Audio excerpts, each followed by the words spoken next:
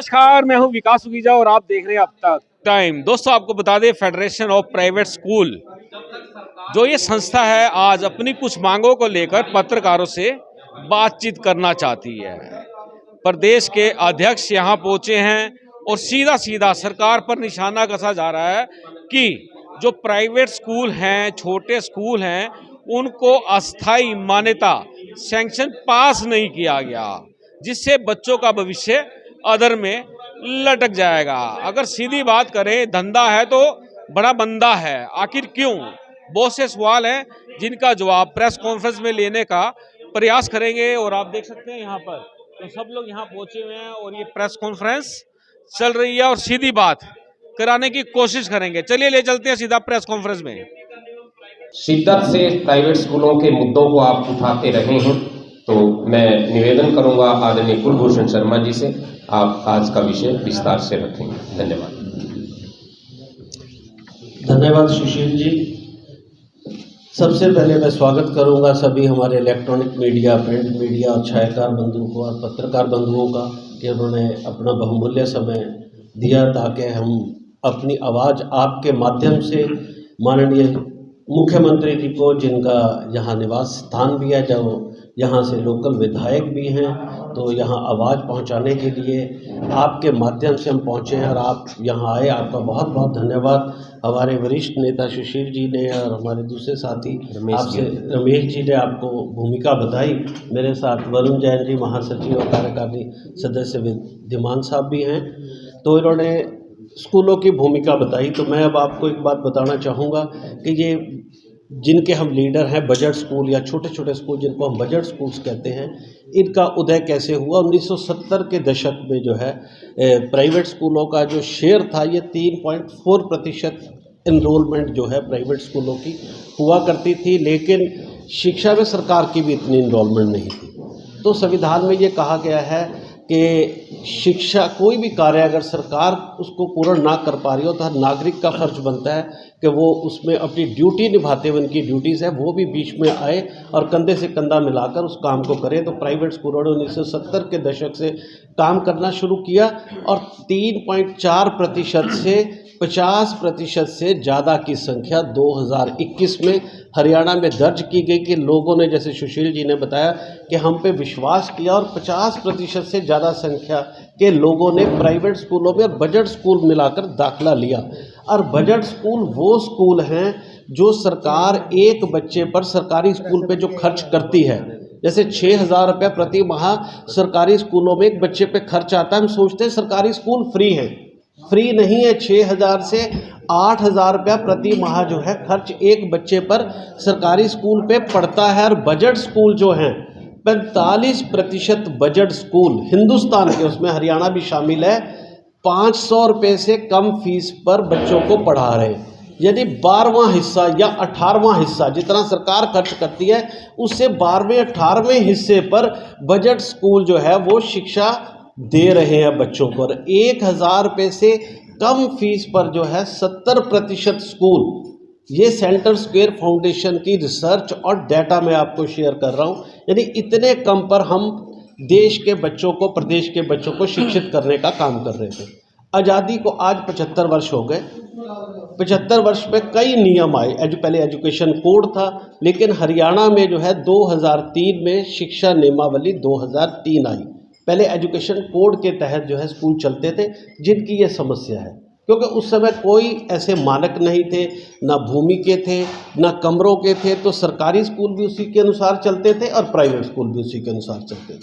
उसके बाद एक नियम बना दिए गए, शिक्षा नियमावली 2003, जिसपे एकड़ों की एकदम शर्त लगा दी गई थी। ये तत्कालीन उस समय इनेलो सरकार के राज में ये नियम बने थे, जिसका हमने विरोध करना शुरू किया कि हम लोग जो है पूर्व से स्कूल चला रहे हैं और सरकारी स्कूल भी चल रहे हैं। एक और उदाहरण देके बताऊं, मान लो ये नियम बना दिया जाए कि आज से जो फौज में है उसकी हाइट 5 फुट 8 इंच होगी, तो 5 फुट 5 इंच और 6 इंच वाले भी फौजी हैं, तो क्या उनको फौज से या सरकारी नौकरी से या सरकारी कर्मचारी पे कोई ऐसे नियम ला दिए जाए तो उन पर वो नियम लागू नहीं होंगे, वो आगे से नियम लागू होंगे। लेकिन हम पर ये नियम पीछे से ला दिए गए। हमने कहा कि ये नियम आगे से होने चाहिए, पूर्व के स्कूल चाहे सरकारी हो चाहे प्राइवेट, उन पे ये नियम नहीं होने चाहिए। तो उसके लिए एक रिव्यू कमेटी भी बनी। 2007 में नियम रिव्यू हुए और कुछ उस पर राहत मिली उस समय तत्कालीन कांग्रेस सरकार के टाइम पे, और अभी भाजपा की सरकार ने भी कुछ नियमों में राहत दी। लेकिन उसके बावजूद नियम ऐसे हैं जिसको जो है प्राइवेट स्कूल, पुराने स्कूल जो है वो पूर्ण नहीं कर पा रहे, क्योंकि उस पर कुछ ज़मीन की शर्तें हैं। जहाँ तक दूसरे नियम है, कमरों के शर्तें हैं, कमरों की शर्तों को हमारे सारे स्कूल इस नियमों को पूरा कर रहे हैं। लेकिन ज़मीन की शर्तें इन्होंने ऐसी बना दी, जो ज़मीन को लास्टिक की तरह हम बढ़ा तो सकते नहीं हैं। हमारे आसपास जो है दूसरे भवन बने हुए, हम उसको फैला नहीं सकते। तो वो व्यवहारिक नियम नहीं है, जिसका हम बार बार विरोध कर रहे हैं कि आप ये ज़मीन की शर्तें जो है वो व्यवहारिक बनाए, और उसके आड़ में हमें ये बदनाम किया जा रहा है कि स्कूल नियम पूरा नहीं करते। देखिए करेंगे कैसे, जब आसपास आपने कहा कि कमरों को डबल कर दीजिए, जगह को डबल कर दीजिए, सीढ़ी को डबल कर दीजिए, बरामदों को डबल कर दीजिए, ये व्यवहारिक ही नहीं है, हो ही नहीं सकता। और जब नियम जो होते हैं वो भी, जैसे मैंने कहा, दोनों के ऊपर समान रूप से होना चाहिए। ये मेरे पास 202 सरकारी स्कूलों का आंकड़ा मेरे हाथ में है, जो मैंने राइट टू इन्फॉर्मेशन, शिक्षा के अधिकार अधिनियम के तहत मैंने सरकारी स्कूलों की जानकारी मांगी थी। तो जो कुछ जानकारियां मेरे पास आई हैं, ये 202 स्कूल ऐसे हैं सरकारी जो खुद नियम पूरे नहीं करते। आप ये देखिए, देश को आज़ाद हुए 75 साल हो गए और सरकार कितनी सक्षम भी है। और ये भी कहा जाता है कि हरियाणा भी जो है नंबर 1 प्रदेश बन चुका है और सरकार के पास धन धान्य की कमी ही नहीं है। अभी हमने 620 करोड़ रुपए के टैबलेट भी बांटे, जो पूरे विश्व में सबसे अनूठी जो है एक पहल थी हरियाणा सरकार की। 620 करोड़ के टैबलेट, हम भी उसका आज भी स्वागत कर रहे हैं। लेकिन 620 करोड़ बांटने वाली सरकार के भी 200 स्कूल मेरे हाथ में हैं कि उनसे वो नियम पूरे नहीं हो रहे।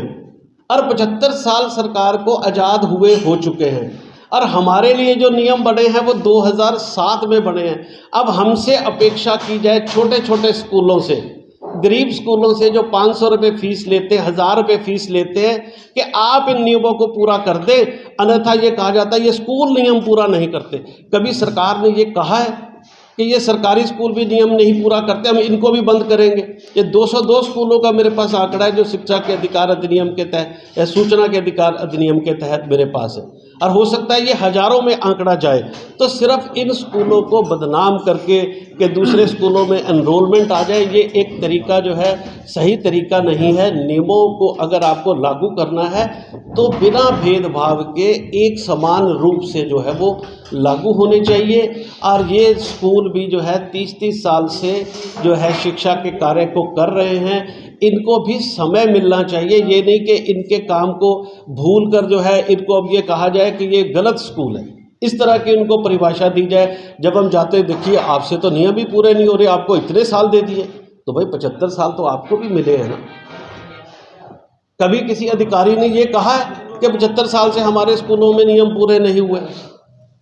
तो हमारा ये कहना है कि इन स्कूलों के पहले तो व्यवहारिक नियम बनाए जाए। अगर आप यही नियम रखोगे तो और 15 साल आप हमें गालियां दे लो, और 15 साल आप हमें बुरा कह लो, ये नियम ये स्कूल पूरा नहीं कर पाएंगे, क्योंकि ये नियम अव्यवहारिक हैं। हम जगह अपनी बढ़ा नहीं पा रहे हैं क्योंकि हमें जगह मिल नहीं रही है। और उसके बाद नियम ये भी है कि आप शिफ्टिंग करके दूसरी जगह पर स्कूल नहीं बना सकते हैं, कि आपको यहीं पूरा करना है। ये तो वो बात होगी कि जी आपको जो है नियम ऐसे बना दिए जो पूरे ना हो, और दोष भी लगाया जा रहा है कि आप नियम पूरा करें। जब भूमि हमें उपलब्ध ही नहीं है आसपास, तो हम अपनी भूमि कैसे बढ़ाएं? जहाँ तक कमरों की बात है, हमारे एक स्कूल के पास कमरों के नियम उपलब्ध हैं, बाकी चीज़ें उपलब्ध हैं जो हम करवा सकते थे, भूमि हमारे बस की ही नहीं है। तो हमने सरकार को ये कहा कि अगर आप चाहते हैं कि इतनी भूमि जो है, पहले तो व्यवहारिक नियम बनाए जाए, जिनसे वो पूर्ण नहीं होते हैं आप उनको शिफ्टिंग करने की इजाज़त दें, कि उसी नियम में वो 2-3 साल का उनको समय देकर वो दूसरी जगह पर अपने जो है विद्यालय बना सके। और दूसरा, कोविड के दौरान क्या हुआ, हमारी जो है फर्स्ट क्लास की 1/6 स्ट्रेंथ गिरी। आप सभी जानते हैं कि स्कूल कितनी आर्थिक मंदी से गुजरे। ये सेंटर फॉर सिविल सोसाइटी की रिपोर्ट है, ये हमारी रिपोर्ट नहीं है। इंडिया का सबसे बड़ा centre for civil society education का थिंक टैंक है, जिसने बताया कि आर्थिक हालत प्राइवेट स्कूलों की कैसी है कि 60 से 70% फीस बैड डेट्स में गई है। और अभी भी जो फर्स्ट क्लास है उसकी 1/6 स्ट्रेंथ जो वह स्कूल में नहीं आ रही है। तो ऐसी स्थितियों पे हमें कहा जाए कि आप अपने नियम पूरा करें। इवन जो है हमारी बसों की किस्त है, उस पर हमें कोई रियायत नहीं मिली है। जो हमने बैंक से लोन ले रखे थे उस पर कोई मोरिटोरियम नहीं मिला, कोई छूट नहीं मिली कि आप 3 साल के बाद या 2 साल के बाद जो है अपनी किस्तें दे सकते हैं। वो किस्तों का भी बोझ हमारे पे है। सिर्फ एक प्रॉपर्टी टैक्स 1 साल का हमारा जो माफ़ हुआ, उसका हम हमेशा सरकार का धन्यवाद करते हैं। अदरवाइज कोई टैक्स भी सरकार ने हमें राहत नहीं दी। और ऐसी स्थिति में जब हमारी कमर टूटी हुई है और हमें कहे यहाँ तो आप अपने नियम पूरा करें, नहीं तो आपके बच्चों के रेगुलर दाखिले नहीं जाएंगे। मैं कहता हूँ इन बच्चों का कसूर बताइए क्या है। लाखों बच्चे जो इन स्कूलों में पढ़ रहे हैं वो हरियाणा प्रदेश के बच्चे हैं। माननीय मुख्यमंत्री जी उनके गार्जियन हैं। आज इसीलिए हम उनके शहर में आए हैं। कहते हैं अगर किसी को न्याय की गुहार लगानी हो तो पुराने ज़माने में वो राजा के किले के पास या उसके महल के पास जाके घंटा खड़काता था कि राजा साहब मेरे को ये तकलीफ़ है, मेरी तकलीफ़ को सुनिए। इसीलिए आज हम करनाल में आए हैं कि माननीय मुख्यमंत्री आज की डेट में हमारे राजा हैं। मैं राजा की भी एक बात बताऊं, एक बार मैंने किसी और को कहा कि आप हमारे राजा हैं, तो उन्होंने क्या कहा, हम राजा नहीं, हम सेवक हैं। तो अगर सेवक हैं तो सेवक को तो तुरंत बात सुननी चाहिए, और अगर राजा हो तो हम तब भी आपके आगे फरियाद करते हैं, हाथ जोड़कर इन बच्चों के भविष्य की गुहार लगाते हैं कि इन बच्चों के एग्ज़ाम जो है आप रेगुलर लें। अगर इनके रेगुलर नहीं जाएंगे तो ये दोयम दर्जे के नागरिक जो है बन जाएंगे। आगे जाके इनका भविष्य प्रभावित होगा। तो हरियाणा के बच्चों का भविष्य बचाने की जिम्मेदारी किसकी है? हरियाणा के मुख्यमंत्री माननीय श्री मनोहर लाल जी, और उनका भविष्य बनाने की जिम्मेदारी किसकी है? वो स्कूल संचालकों की, क्योंकि हमने वो जिम्मेदारी ली है उनको पढ़ाने की। हम पढ़ाने के लिए जिम्मेदार हैं, लेकिन परीक्षा हमारे हाथ में नहीं है। परीक्षा में जो है वो रोल डायरेक्टरेट का है, और डायरेक्टरेट पे किसका जो है रोल चलता है? माननीय मुख्यमंत्री जी का। तो हम आपके शहर में माननीय मुख्यमंत्री जी ये गुहार लगाने आए हैं, और कल हम इसको लेकर ज्ञापन भी माननीय मुख्यमंत्री जी को देंगे। और मेरी हरियाणा के सभी विधायकों से भी अपील है कि उनके हर कॉन्स्टिट्यूंसी के बच्चे इसमें प्रभावित हो रहे हैं, तो वो आने वाले सेशन में वो भी हमारी बात जो है विधानसभा में उठाएं कि इन बच्चों का भविष्य प्रभावित नहीं होना चाहिए, इनकी परीक्षा रेगुलर ही होनी चाहिए। आप सारे पत्रकार भी जानते हैं कि अगर रेगुलर की जगह प्राइवेट या ओपन की परीक्षा हुई तो सारे उम्र में उनके भविष्य पर एक छाप लग जाएगी कि ये बच्चे रेगुलर नहीं थे, जिससे उनका भविष्य प्रभावित होगा। तो इस सारे मुद्दे को लेकर हम आपके बीच में आए हैं कि आप सब हमारी बात माननीय मुख्यमंत्री जी तक पहुंचाएं, और इन बच्चों को जो गरीब स्कूलों में पढ़ने वाले गरीब, निम्न और मध्यम वर्ग के बच्चे हैं उनको इंसाफ मिले और वो रेगुलर परीक्षा दे सकें। मंत्री जी को, शिक्षा मंत्री जी को और डायरेक्टर महोदय और सभी को एक बार दोबारा बताना क्या चीज़ है ये सेंटर फॉर सिविल सोसाइटी की एक रिपोर्ट है। मैं आपको पढ़ के सुना देता हूँ कि उस पर वो क्या कह रहा है। वो कह रहा है वो can't work without bribing, it happens every time without fail, CBSE process are much more transparent, but with the Haryana State Board, it's impossible to get work done without bribing. I spent about 23 lakh on just bribing this year. अब आप ये बताइए, ये मेरी report नहीं है, मैं नहीं कह रहा हूँ। तो अगर ऐसे कठिन रास्ते होंगे, ऐसी पेचीदगियाँ होंगी और नियम व्यवहारिक नहीं होंगे, और फिर इल्ज़ाम लगाया जाए कि ये गरीब स्कूल जो बहुत कम फीस लेते हैं वो मान्यता लें, अदरवाइज तुम गलत हो, पब्लिक के अंदर उनको जो है गलत पेश किया जाए, हम इससे बिल्कुल सहमत नहीं है। हमारे माननीय शिक्षा मंत्री बहुत व्यवहारिक और अच्छे इंसान हैं, जितनी बार भी हम मिलते हैं वो वक्त देते हैं। तो मेरी आपके माध्यम से उनसे और मुख्यमंत्री जी से अपील है कि आप हमारे साथ बैठें, हमारी समस्याओं को जानें, क्यों आप ही हमारे प्रतिनिधि हैं। कुलभूषण जी, जो सरकार ने नियम कायदे कानून बनाए हैं या संविधान ने बनाए हैं, उसमें दिक्कत क्या? नियम कायदे कानूनों को मानने में दिक्कत क्या? छोटे छोटे स्पेस में आपके स्कूल चल रहे हैं, प्ले ग्राउंड नहीं है उसके अंदर, कोई डिस्पेंसरी नहीं है, एक सीढ़ी का रास्ता है ऊपर जाने के लिए, एक ही गेट है, उसमें क्या दिक्कत है? नियम कायदे कानून क्यों नहीं होने चाहिए? छोटे बच्चों के जो विकास की बात है, सर्वांगीण विकास की बात है, तो उसमें क्या दिक्कत है? प्रॉब्लम क्या है? देखिए, जब ये स्कूल चल रहे थे उस समय जो नियम थे उनके अकॉर्डिंग इन्होंने नियम बनाए। उसमें पॉपुलेशन भी कम थी ना? नहीं, ठीक है, पॉपुलेशन कम थी, लेकिन भूमि को मैंने कहा उसको हम एक्सपेंड, आपने कहा कि छोटी जगह पे चल रहे हैं।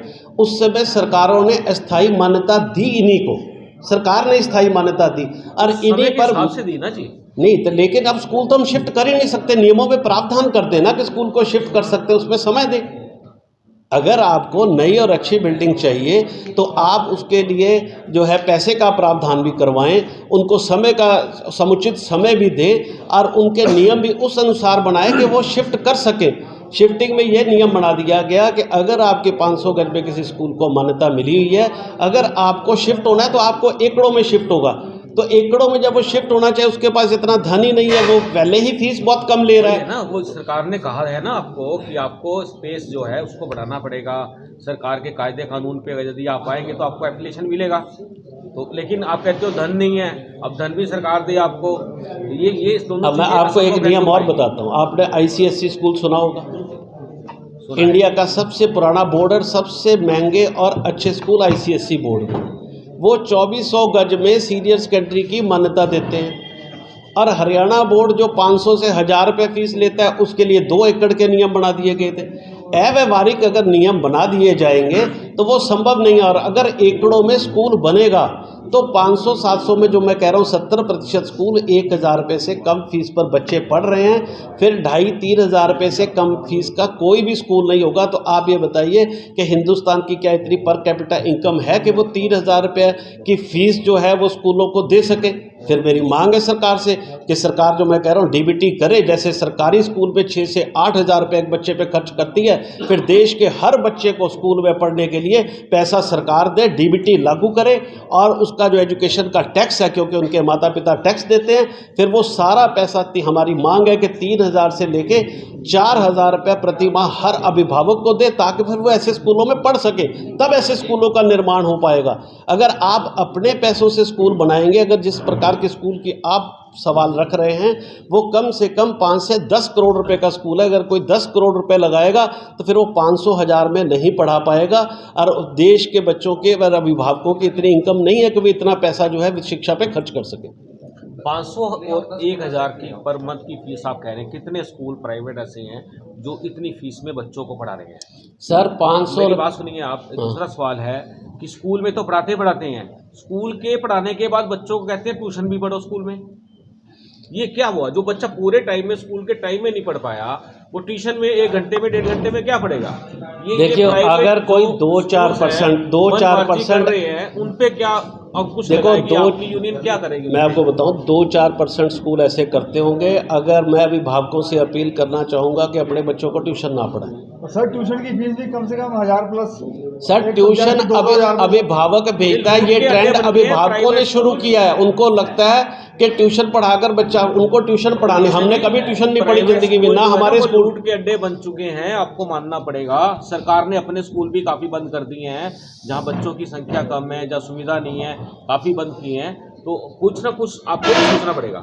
एक मैं बात बताऊं, जब मैंने कहा कि 500 रुपये जो लेता है और उसके बाद भी ये जो एक परसेप्शन बना दी गई, नहीं स्कूल नहीं है जो 500 सर, आप सिर्फ करनाल, जब हिंदुस्तान का एक डाटा है, एक रिसर्च निकल कर आई है कि 70% स्कूल 1000 रुपये से कम फीस के हैं। ये हिंदुस्तान का है ना जी? हाँ, हिंदुस्तान का है। हरियाणा का बताओ आप, हरियाणा का क्या घटा है? नहीं, ऐसे स्कूल मिलेंगे। आप सिर्फ सिटी में स्कूलों को देखकर इसकी कल्पना सोच रहे होंगे। मैं अब आपको स्कूलों का आंकड़ा बताता हूँ।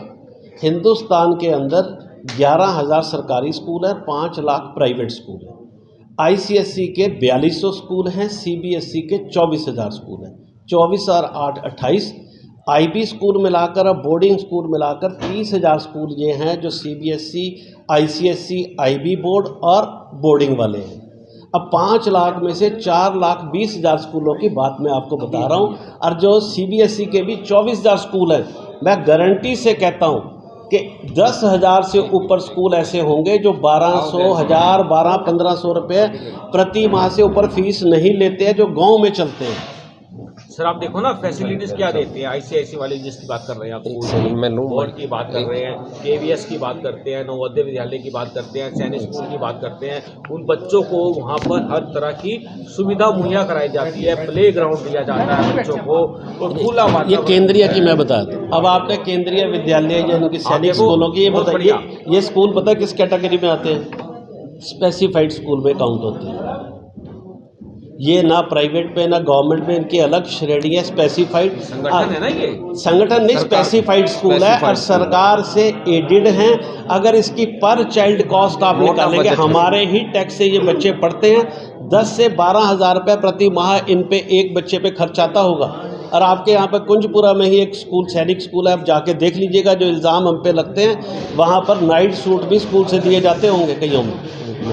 तो उनका अगर आंकड़ा लगाएंगे 10 से 12 हज़ार रुपये प्रति माह, वो प्राइवेट और सरकारी में नहीं आते, वो स्पेसिफाइड एक अलग श्रेणी है, उसके अंदर काउंट होते हैं। वो स्कूल बहुत अच्छे चल रहे हैं, हम किसी स्कूल पे कटाक्ष नहीं करना चाहते, अच्छे स्कूल चल रहे हैं, लेकिन पर चाइल्ड कॉस्ट जब निकाले, हम जिनकी बात कर रहे हैं, हमने अपना सेल्फ फाइनेंस स्कूलों की बात कर रहे हैं, हम उनकी बात नहीं कर रहे हैं। और ये 500, 1000, 1200 रुपये की फीस वाले स्कूल हैं। धन्यवाद कुलभूषण जी। मैं मीडिया के सभी बंधुओं से एक बार फिर आज का जो मुख्य विषय है, एजुकेशन को लेकर के बहुत सारी बातें हो सकती हैं, प्राइवेट स्कूलों को लेकर के बहुत सारे मसले हैं, मिली नहीं है नहीं सरकार हर साल एक्सटेंड करती है आर्य जी, इस साल वो एक्सटेंड नहीं की है, ये मुद्दा है। कितने स्कूलों को स्थायी मान्यता है? हर साल करते हैं, वो 2001 से करते आ रहे हैं। जी स्थायी मान्यता कितने स्कूलों को जन्म है? स्थायी मान्यता लगभग 10,000 स्कूलों को, 10,000 स्कूलों को स्थायी मान्यता, 5,000 स्कूलों को अस्थायी मान्यता है। वो स्टेज का फर्क हो जाता है। जैसे मान लो 8 का नहीं अभी बताया तो मैंने कहा था 200 क्राइटेरिया कैसे खराब मैंने तो कहा 200 इनका। देखिए हमारा एक भी सवाल जो है सरकार के नहीं, सरकार की तरफ नहीं जा रहा कि 202 मैं आंकड़ा दे रहा हूँ कि 202 उनके भी नियम पूरे नहीं है। तो हम नियम क्या है, सरकार का नियम क्या है, उन्होंने स्कूल में क्या होना चाहिए, उन्होंने जमीन के नियम ये बना दिए कि कम से कम 360 गज प्राइमरी की जगह होनी चाहिए, 600 गज मिडिल की जगह होनी चाहिए, उसमें इतने 8वीं तक 14 कमरे होने चाहिए, 10वीं तक 16 कमरे होने चाहिए, खेल ग्राउंड भी होना चाहिए। खेल ग्राउंड का ये व्यवस्था है कि अगर आपके पास ग्राउंड नहीं है, चाहे सरकारी या प्राइवेट, तो वो दूसरा ग्राउंड उपलब्ध कराएगा, वो उपलब्ध करा देते हैं। सिर्फ जो जगह की दिक्कत आ रही है, अब सरकारी स्कूल पे जैसे मैंने बताया कि कमरे भी पूरे नहीं है, हमारे पास कमरे पूरे हैं। सर 4 स्कूल हैं, ग्राउंड एक है और चारों उसको एफिलिएशन दे रहे हैं। नहीं ऐसा एक भी एप्लीकेशन नहीं है सर, अपन के साथ देखो ऐसे है जैसे मैंने अब 202 स्कूल दिखाए, ऐसे हो सकता है हमारे में भी कोई गलत हो, ऐसा चीजें चल। हम देखो वही तो आज की जो ये प्रेस कॉन्फ्रेंस है, इसका मुद्दा यही है कि कल हरियाणा भर के स्कूल संचालक है ना हरियाणा भर के स्कूल संचालक मुख्यमंत्री के नाम ज्ञापन देंगे।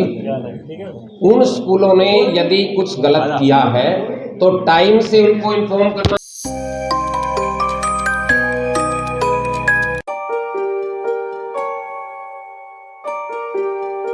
This is important for you and your loved ones. Choose a policy today from Star Health Insurance.